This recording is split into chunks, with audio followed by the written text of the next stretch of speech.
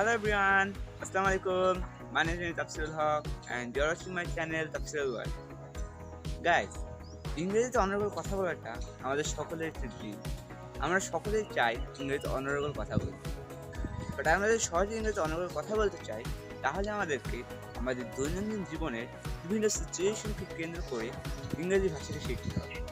So guys, আজকে আমি তোমাদের জন্য 20টি এমন ইজি সেন্টেন্সেস এনেছি যেগুলো খুবই কমন এবং খুবই ইজি, যেগুলো যদি তোমার দৈনন্দিন জীবনে অ্যাড করো তাহলে তুমি ইংরেজিতে খুব সহজেই অনারেবল কথা বলতে পারবে। ভিডিও শুরু করার আগে একটি অনুরোধ, তুমি অবশ্যই ভিডিওটি সম্পূর্ণ দেখো। যদি ভিডিওটি সম্পূর্ণ দেখো তাহলে তুমি খুব সহজে ইংরেজিতে অনারেবল কথা বলতে পারবে। So no more delay, let's dive into the video. So first one is here alright, অর্থ ঠিক আছে। মনে করো তোমার মা বা বাবা বাইরে থেকে কোনো জিনিস আনতে বলছে, তুমি তার বদলে বললে অলরাইট মম, অলরাইট ড্যাড। নেক্সট ওয়ান, সেটা হচ্ছে how is it going. How is it going অর্থাৎ দিনকাল কেমন চলছে।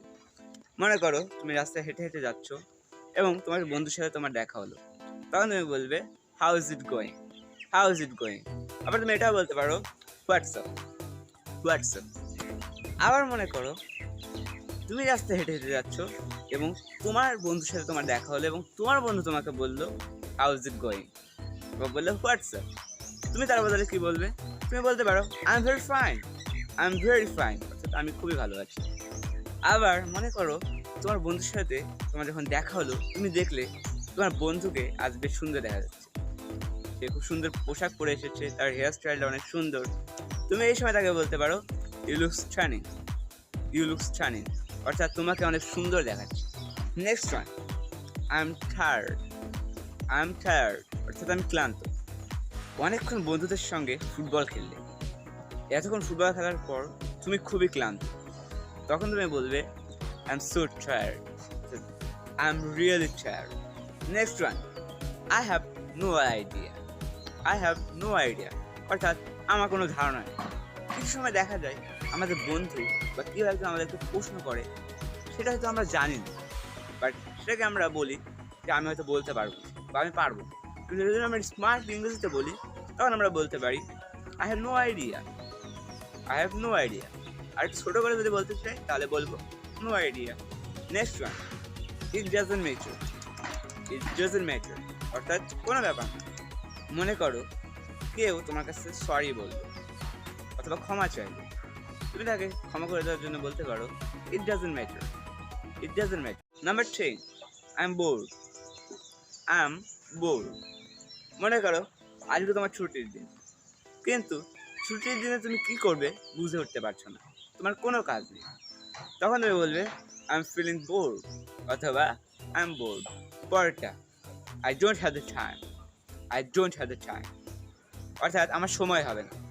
মনে করো তোমার বন্ধুরা সকলে মিলে মাঠে ফুটবল খেলছে এবং তারা তোমাকে ইনভাইট করলো খেলার জন্য, বাট তোমার সময় নেই।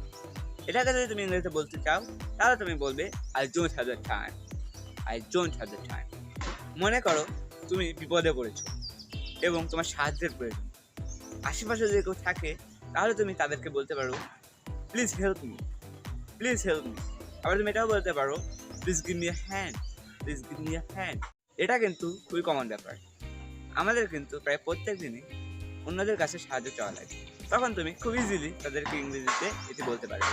মনে করো তোমার কাছে একটি খুশির সংবাদ এলো এবং তুমি সেটা শুনে অনেক খুশি, সেটাকে যদি তুমি ইংরেজিতে বলতে চাও তাহলে তুমি বলতে পারো ও I am really excited to hear that, I am really excited to hear that. আবার যদি তোমার কাছে কোনো খারাপ সংবাদ আসে বা দুঃসংবাদ আসে তখন তুমি বলতে পারো I am disheartened to hear that, I am disheartened to hear that. আবার মনে করো কেউ বিপদে আছে, তুমি তাকে সহানুভূতি প্রকাশ করতে বলতে পারো your situation will be better soon, your situation will be better সুন।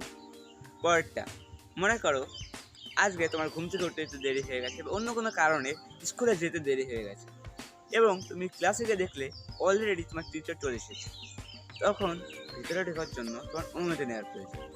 তো তুমি তোমার টিচারকে বলবে may I come in sir, may I come in sir. আবার তুমি এটাও বলতে পারো may I come inside sir, may I come inside sir. Number 17, have a good journey or have a good trip. তোমার যাত্রাটি শুভ হোক, তোমার যাত্রাটি শুভ হোক। মনে করো আজকের আবহাওয়াটা বা আজকের দিনটা অনেক সুন্দর, সেটাকে যদি তুমি ইংরেজিতে বলতে চাও তাহলে তুমি বলতে পারো today's weather is very beautiful. Today's weather is very beautiful.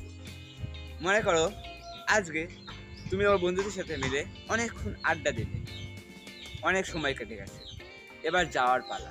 তুমি তোমার বন্ধুকে বলছো আমার যাওয়ার সময় হয়ে গেছে, সেটা যদি ইংরেজিতে বলতে চাও তাহলে তুমি বলতে পারো it's time to go. It's time to go. And the last technique of the day, বিদায় জানানো। আমরা অনেকক্ষণ কথা বললাম, অনেকক্ষণ আড্ডা জমালাম, এবার বিদায় নেবার পালা। সেটাকে আমরা যদি ইংরেজিতে বলতে পারি খুবই যে একটা ওয়ে আছে, সেটা হচ্ছে goodbye. Goodbye. But আরেকটা যদি বলতে চাই তাহলে আমরা বলতে পারি see you later. See you later. আবার এমনও হতে পারে যে speak to you soon. Speak to you soon, অর্থাৎ তোমার সঙ্গে দ্রুতই দেখা হচ্ছে। সো গাইস, এই তো হয়ে গেল 20টি সেন্টেন্স। এই সেন্টেন্সগুলো যদি তোমার ডে টু ডে লাইফে অ্যাড করো তাহলে তুমি খুব সহজেই অনর্গল ইংরেজিতে কথা বলতে পারবে। I hope you all like my video. If you like my video, please give a like and share my video with your friends and relatives. এবং তোমাদের কাছে একটি অনুরোধ, তুমি যদি এই চ্যানেলে নতুন হয়ে থাকো অবশ্যই চ্যানেলটি সাবস্ক্রাইব করে রাখবে এবং পাশে থাকা বেল আইকনটি অল করে দিবে, যাতে আমার প্রত্যেকটি ভিডিও তুমি সবার প্রথমে পেয়ে যাও। সো আজকের জন্য এইটুকুই। আল্লাহ হাফিজ।